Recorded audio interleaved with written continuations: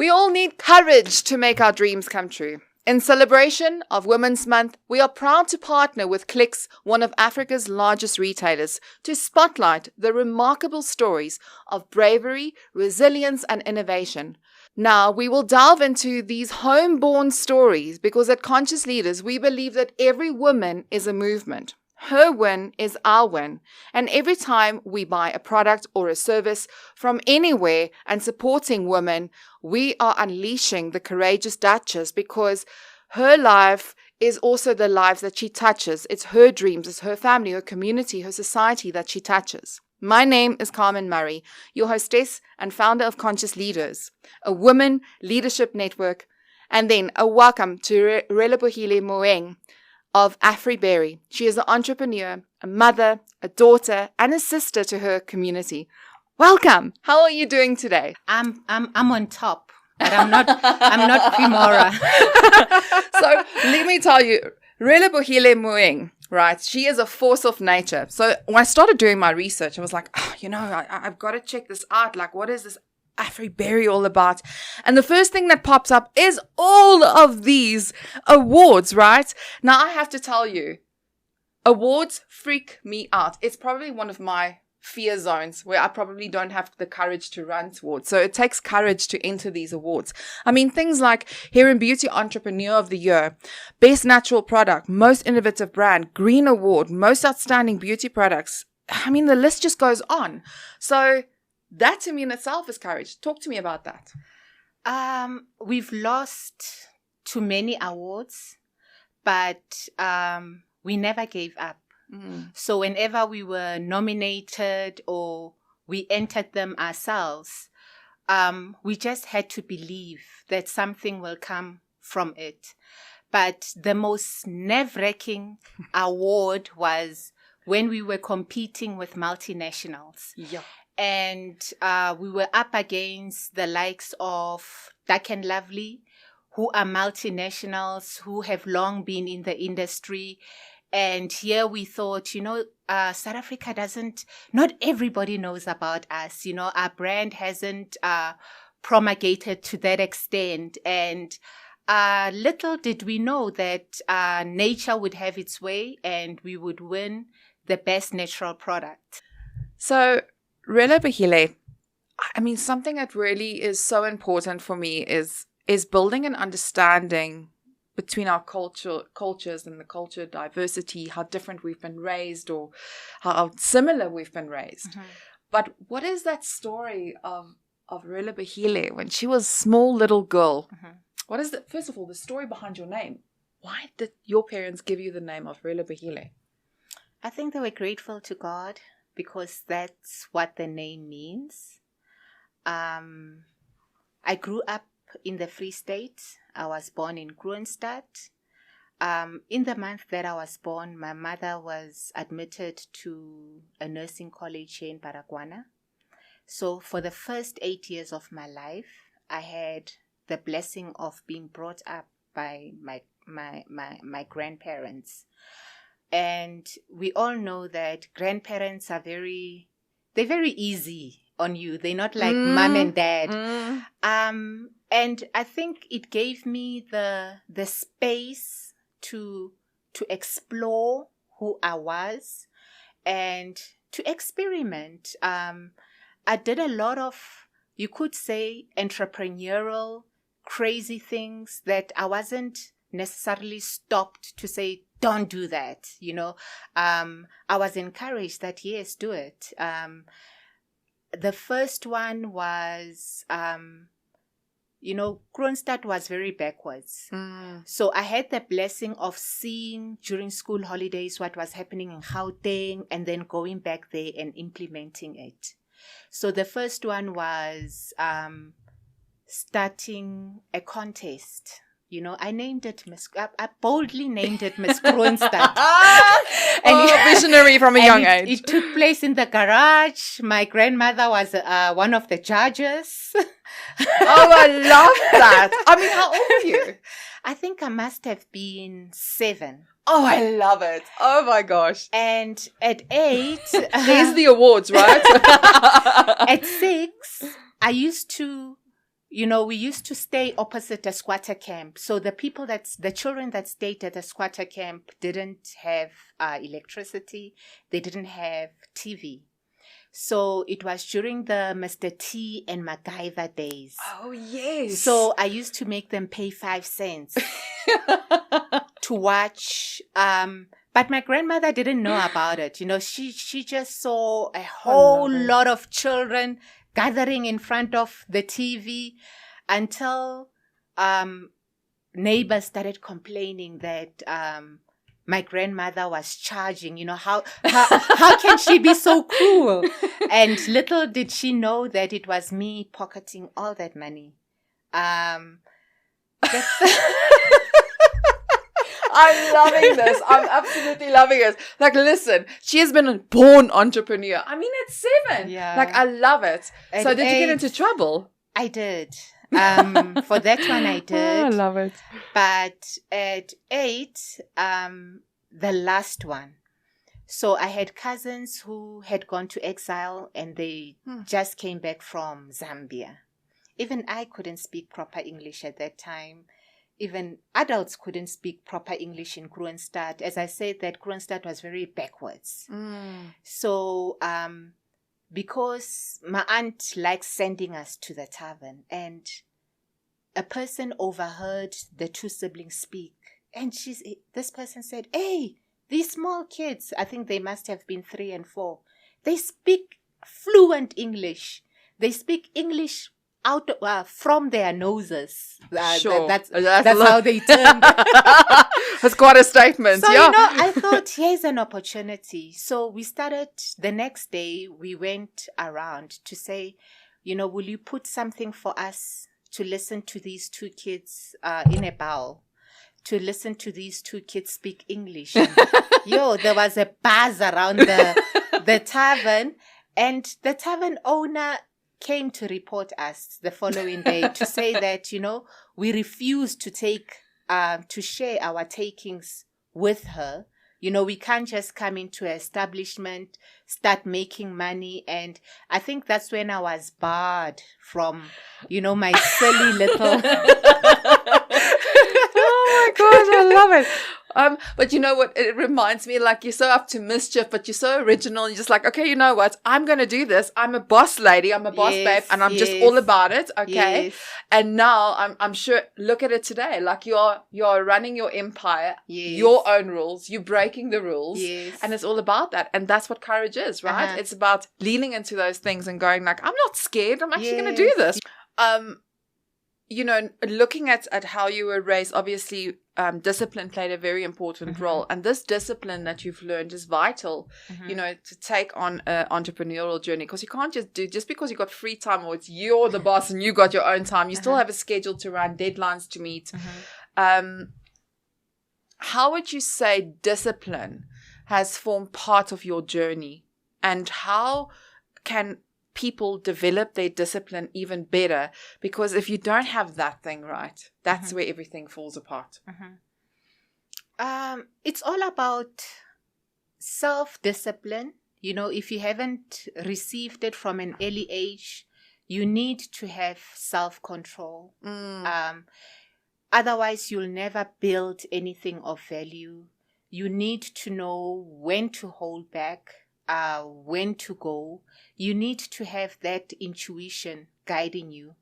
That's why it's important as a leader to block yourself from a lot of noises. Because along the leadership journey, you get a lot of people discouraging you. No, don't do that. So a lot of the things, they come from within you. So you've got to build yourself up to such an extent that you are able to stand even though, you don't have a crowd cheering for you.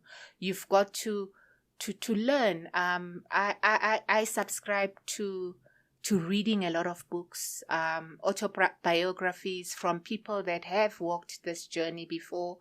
I try and take a lot of teachings and learnings from them. I've got mentors in different aspects, spirituality, business, I don't, I'm not all in one. I'm not self-sufficient. So I try and listen to guidance, to being nudged along the way to greatness. I love that you find community with different people for different things. Yes. I think it's so important because, they listen into your heart, and you also have to open the door of your heart, your desires, and what you want to create, or the areas of your life that you want to develop. And I think that it's so good to have camaraderie from different perspectives. Looking at being raised by a culture that's so rich, how important is the role of women in your community, in your culture, and also in everything that you do? Women are the primary caregivers. Women are the ones that instruct the children. Women are the ones that have got the most influence with their children, because they are the ones that are primarily or mostly with the children. So it's very important that women empower themselves with correct what is it? It's very important that women are morally correct. They are able to pass on the correct things to their young ones, because most of the time the dad just they either just instruct or just call to order. But a lot of the things that children learn, they learn it from us as women. And as strong women, as brave women, we are able to produce strong children, brave kids. So it all lies on us. We women have got, I said it earlier, a tenacity of a weed. And sometimes we just don't know it, but we are strong. We are able to withstand great forces. We are able to go to extents that our counterparts, our male counterparts, wouldn't go. We are compassionate. We are empathetic leaders. We don't just do it for ourselves, but we do it for our families. We do it for our communities. So it's very important that we develop ourselves so that we can have safe and healthy communities. It's a very interesting point that you make. And I think this also, the soft skills and developing the soft skills is so important. But I think that also, society at large have required of us to show up bold and strong, which is important. But there is a part of us that almost had to show up as men in our careers, and being a specific type of person. Bringing that softer side was not welcomed. We're now moving into an era of my soft girl era, where people, and women specifically, want to embrace their femininity more and feminine leadership, which is more softer. But it doesn't mean not stronger. Can you talk to me about how you balance your femininity? Because you work with female products, but you also have to go out there and, deal with suppliers and so forth. And you have to put a strong negotiation on the table and stand your ground if you don't get paid, and to still be boss lady, but still maintain that femininity. I think it's in understanding who we are, because the word woman, it's a man with a womb. Don't be afraid to show your empathy. Don't be afraid to show your softer skills, but also where things require the masculine side of you, you need to show up as that, because the world is not soft. the world, quickly turns on you if, you start displaying your emotions, or you start crying because your invoice is not being paid. You need to stand your ground. You need to state the facts. That's why it's important for us as women to protect our minds, to protect our minds from a lot of things that don't need our involvement. Yes, be empathetic, but have limits, so that the things that require your masculinity, the things that require you to tone up, the things that require you to discipline stuff, or to call a spade, that you show up as that, so that you are able to level up. You don't cry where you don't need to cry. You don't throw your toys where you need to throw your toys, but you come as now your masculine self, because we've got both of that in us, but sometimes we turn to more nurture our softer skills and think that's all that's required of us. We need both in order to be taken seriously. We need both in order to put the point across. We need both in order to move the wagon. So, yeah. I love that. I want to move a little bit forward into your story. You've been in a car accident that shaped the trajectory of your life. Yes, you were fortunate that you could almost catapult forward and create this beautiful product, Afri Berry. But talk me through the process of the accident. What was going through your head during that time, lying in the hospital for a month? What was going through your head? What concerns did you have, and how did it impact everybody around you? I think for the first few months, I was even afraid of looking at the mirror. I think for the first few months, what disturbed me was what I heard from other people. After the accident, when I was driving into the hospital, she looks like an animal. Her face is gone. The low self-esteem, I struggled with low self-esteem for the longest time, because even though the argan oil was working, but if you look closely, there's pieces of my nose that are gone. So I had to overcome all that and tell myself that you are beautiful. Tell myself that this is not the end. You're going to come out. And a lot of the times we rely a lot from validation from external forces. But there comes a time where you've got to encourage yourself, tell yourself things that nobody else could tell you. I was also, I battled a lot as to, this, I've changed. This is not the person my husband married. How does he feel about all this? And there's a lot of questions. And for me, I had to quieten the noises and focus on why am I here?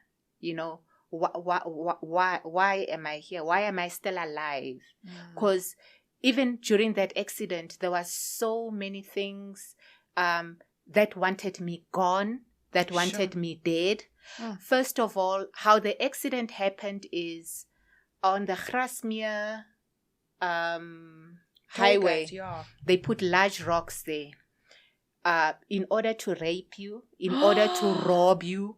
So that's what happened to me. So we hit a rock. So when you're driving early hours, 3, we were going to a funeral, we couldn't see. We just poof. And that's how the accident happened.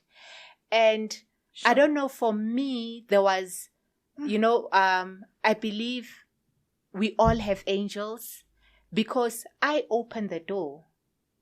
So the people at the back, we were going with a couple that was accompanying us to the funeral.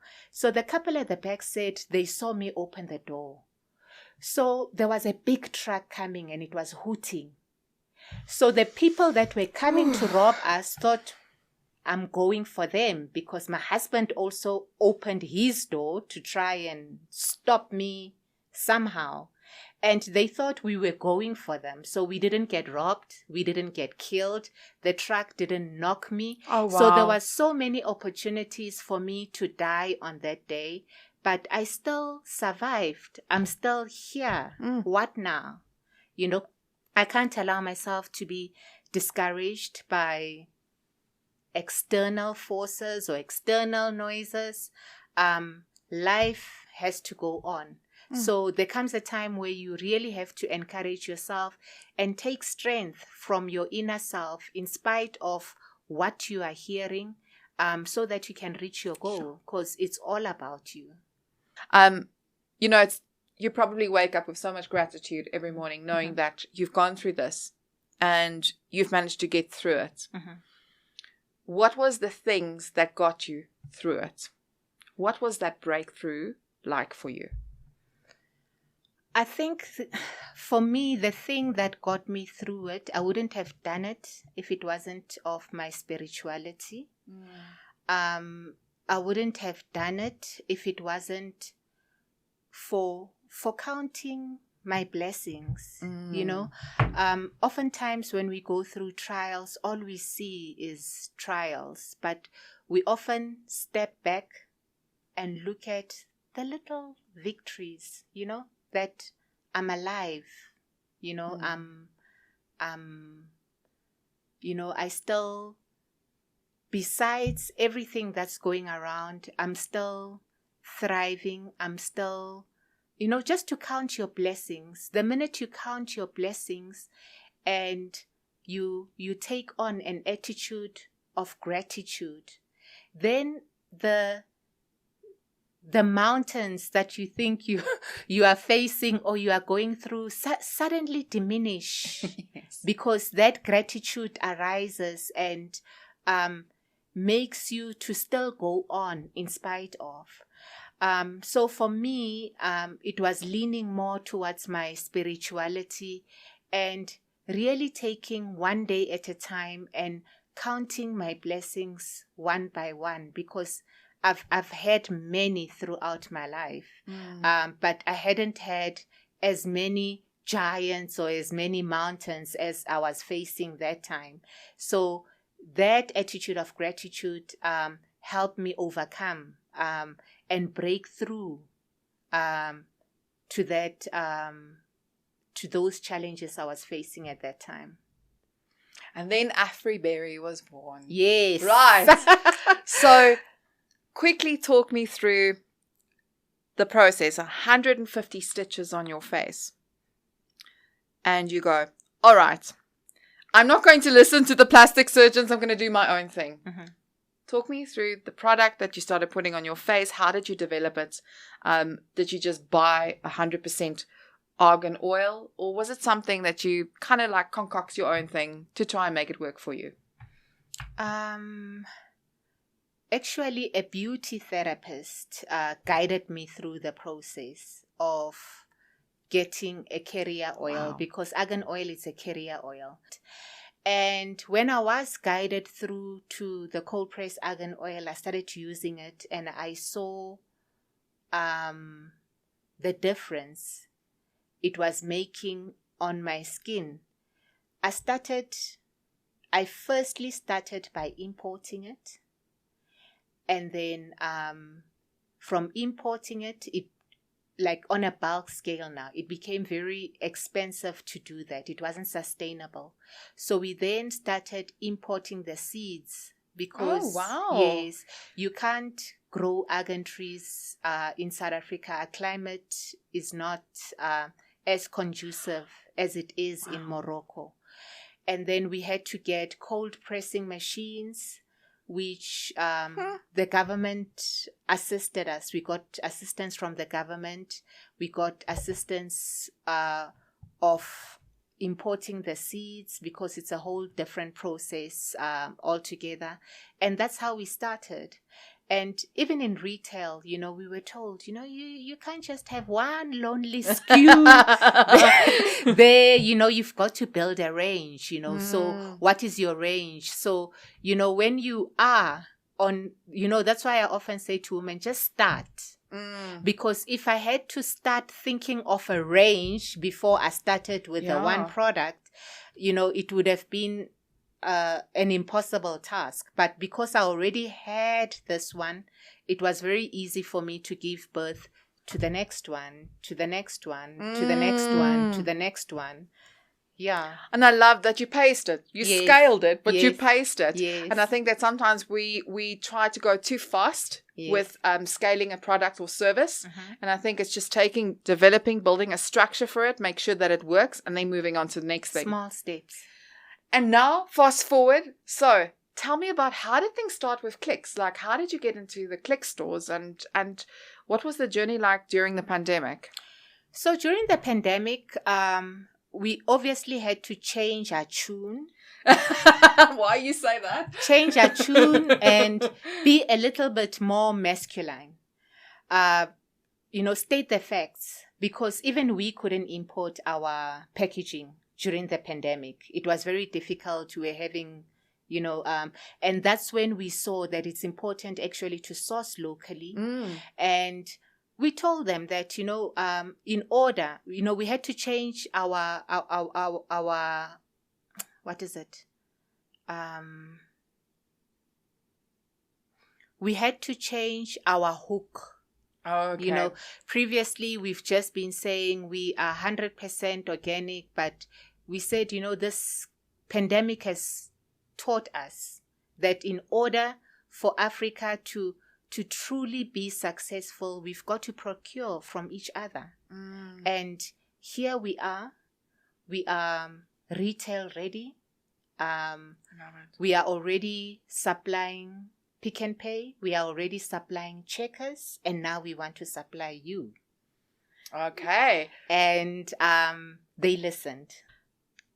What is the journey like been with Clicks? I believe there's a mentorship program or something that you are going to get involved in. Are you aware of that? Yes, we are. Clicks for us is like a bigger brother.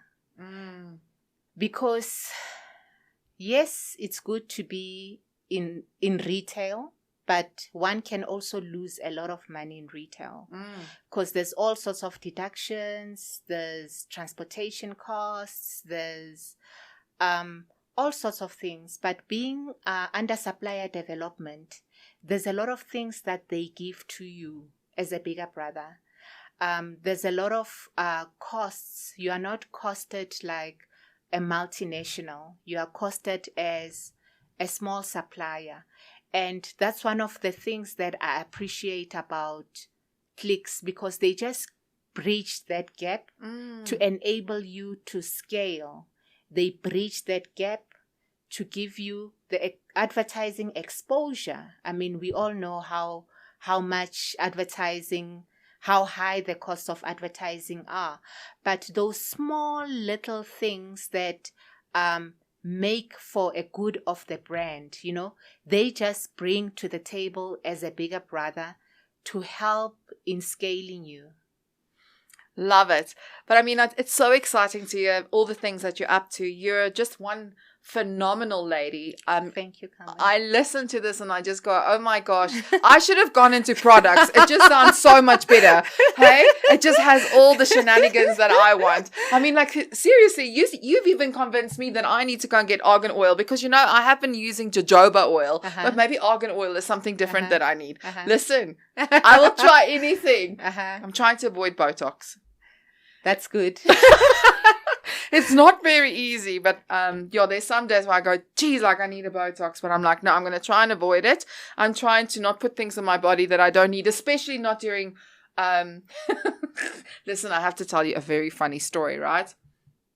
I'm very open and candid about my stories. So I once went for a little bit of filler here, but going through menopause. Okay. I didn't know that my body is going to react to it. And I'll find the picture, but my flippin' skin just blew up, right? Sure.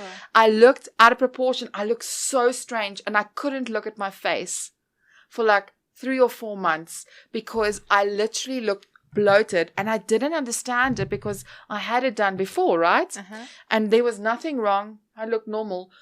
But it's when we don't understand what goes on inside our bodies, Yes. how that actually impacts how we show up in the outside world. And this is why I think it's so beautiful, like you said earlier on, working on your inside, working on your personal development and yourself, before you're trying to impact the world out there. It's so true. And the same for our bodies. Like if we don't nurture our bodies the way we should, even with the products and services